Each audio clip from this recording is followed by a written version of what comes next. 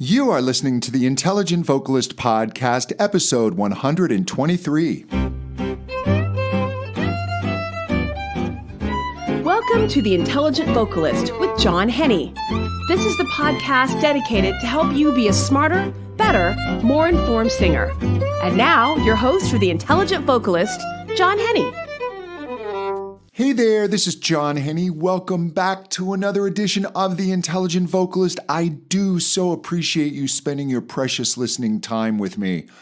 Oh boy, talk about overwhelm. These past couple of weeks have been a bit of a mind bender for me. And if you've ever done a creative project, there is that point where you've lost the initial excitement of the inspiration and of the doing and getting going, and then it's going back in and cleaning up and not getting stuck in perfectionism and not getting into that paralysis by analysis, but cleaning up your work. And my book, oh my gosh, I'm just in that final stretch of going through and all these wonderful test readers who've given me notes and going through and incorporating and stamping out the last little typos and debating if a comma should go in or not go in. And again,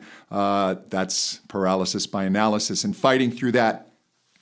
And you just start to lose some steam. And I got to tell you, this is the point where in the past, and we've all done it, where you just kind of stop. And we all have those projects that are nearly done and then they just go in a drawer. And I am fighting through this because this book is not going in a drawer. I've made a commitment to get it out by the end of this month. This is the beginning of October. I'm falling behind just a little bit only because so many great suggestions came in from the test readers, and I'm really working to incorporate as much as I can. But oh man, I am pushing through, and I'm pushing through on my next course, which is going to be the expanded belt course. And I just did a recording session yesterday with a great singer, Angelique Calvillo, who also teaches at my academy. And I've created these original songs that use specific words and vowel sounds to help registrate the voice, to dial you into your lower register and then your head voice, and then that middle voice or that mix area, and then finally short songs that really start to push that belt. And it's been a lot of fun working the songs. It's really cool to hear them come to life. I'm really excited to get that out. But that's a push to get through, and I'm really committed to getting that done at the end of the month. So I almost didn't get in here to do this podcast.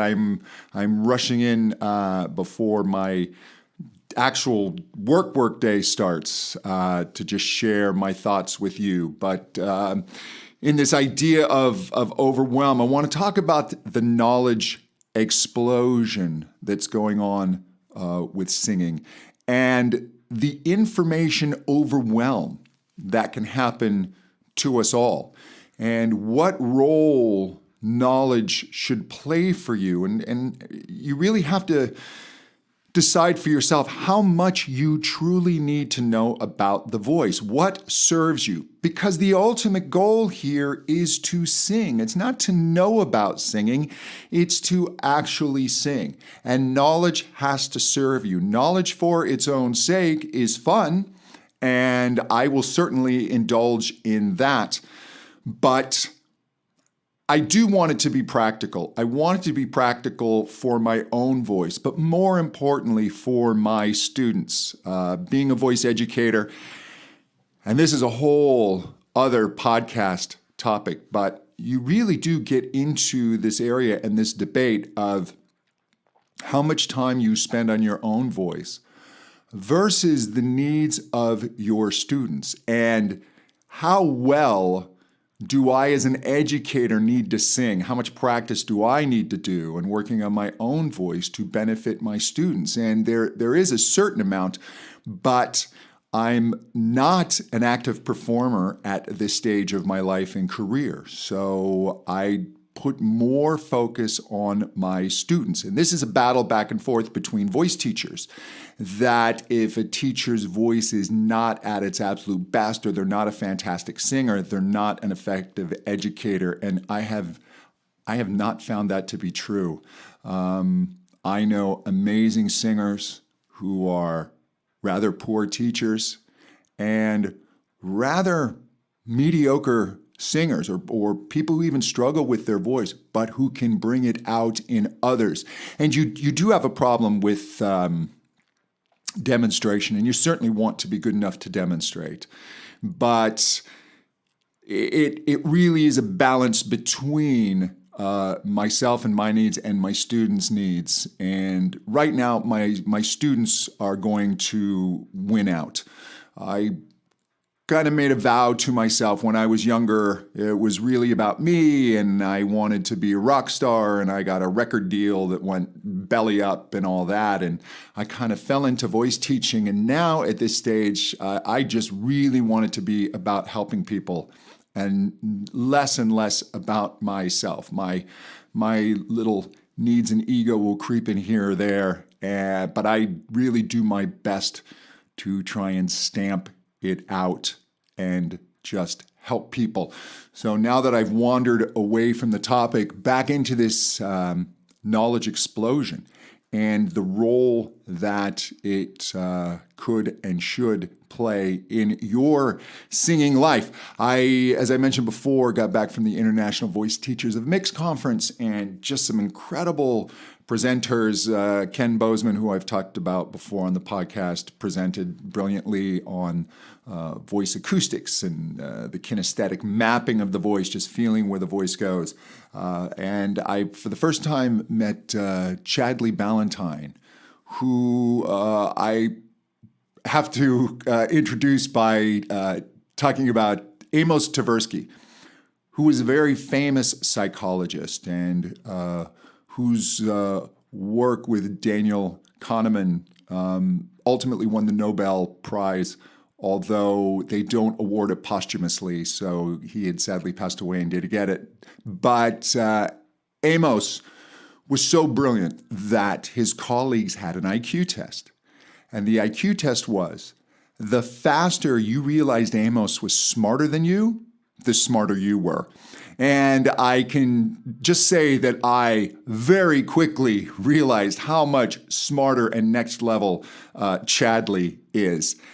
So I give myself a pat on the back for realizing that I'm nowhere near as smart. And these presentations, I mean, just brilliant stuff. But on a level, I understood it. And on another level, because there were teachers there and just demonstrating their approaches and new knowledge, where I got overwhelmed. And when I get overwhelmed, I'm like a toddler.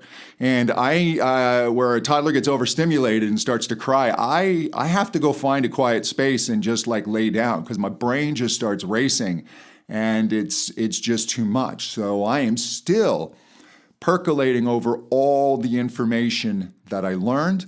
I'm going to be reviewing the recordings of everyone's presentation when those are available, and just really seeing what I can apply, how I can apply it, and ultimately what works for me, considering my students.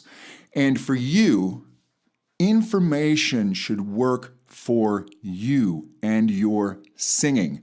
I've seen discussions about singers and voice educators, and the more they talk about science, the less well they seem to sing. And whether that's true or not, I've certainly seen it in instances where somebody becomes obsessed with knowing all they can about the voice, but really doesn't work it into their own body. The problem with this line of thinking for me is it tends to just be binary, and our brains love to be binary. When you're walking down the street alone at night and you're considering whether to walk down an alley, is this alley safe? This is not the time for nuance. This is the time for very broad decisions and erring on the side of caution. If it's a well-lit alley with people walking up and down it, well, that's one decision. If it's a dark alley and you notice some rustling behind a dumpster, that's another decision. You don't really need to think that through. But that binary thinking that keeps us safe as a survival mechanism just creeps into all other parts of our thinking and just destroys our political discourse and our interactions with each other and the shunning of people who aren't of our group and rejecting information that doesn't work within our own cognitive biases. It's a problem. And binary thinking that somehow knowledge about the voice and good singing are exclusive of each other, I just don't find to be true. But I will admit there are those that get over fascinated with the science, or they think that science is the answer to everything, and it's not. It's just understanding. Just as the map is not the territory, I can look at my directions of where I'm going, and I know that I have to take a left on a certain street. But in the moment, as I'm taking that left and a semi-truck is heading the other way, I have to calculate whether I should make that left turn now or not. I have to make split-second decisions that the map doesn't give me the information. And voice science, in the moment of singing, there are so many decisions you have to make. There are so many muscles involved. It's such a subtle and complex act that in that split second before a note, you can't be thinking about resonance tuned to parts of the sound wave. You just have to sing, and that singing has to get into your body. This is a physical act where we guide by sound to a degree and sensation to a degree, and both of these send us false signals depending on where we are singing. Our ears and our bodies begin to lie to us as we're singing, especially as we are singing higher. We have, as human beings, evolved and developed the ability to communicate very well, to call out for danger. All of these different survival mechanisms. When we speak, we get a lot of sensation. I can feel a lot of buzzing in my throat. I know what my voice is doing. I have a great sense of how I am communicating. If I'm feeling emotion, if I'm getting a little angry, or if I'm just kind of getting a little reticent and maybe even a little sad, I can sense that. And my nervous system is very, very tied to it. And also these lower sound waves, because they're omnidirectional, they travel in a circle, if you will. I'm getting feedback straight to my ears from the sound wave. I'm hearing a certain amount through the bone. I'm getting a lot of information from the instrument. As we sing higher, that all changes. And here comes the singer's struggle. Because when you hear somebody sing, and sing well, their upper notes don't sound divorced or separate from their lower notes. It's an extension of one voice, and we naturally make the assumption that the sensations should therefore be unified just as the voice is unified, but we soon find from experience that it's not. But the great singing mistake, the mistake that keeps us voice teachers in business, is we try and force the sensations, the feedback we get from the instrument on a lower note to the higher notes. And that is hard to let go of, and that is hard to trust. And I've led people into the right place, and beginning singers want to dismiss it. That feels too light.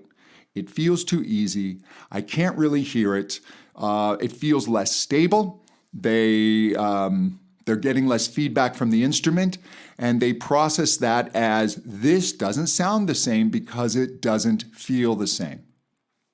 Now, when you have the knowledge that our nerves actually receive and process vibration and frequency very well in the lower range. But as we go higher, our nerves pick up less and less until it begins to disappear. So higher frequencies, you're simply not going to get that same feedback. And when you understand that that's how the body works, it's easier to let go and trust it rather than trying to overmuscle and force sensation that shouldn't be there.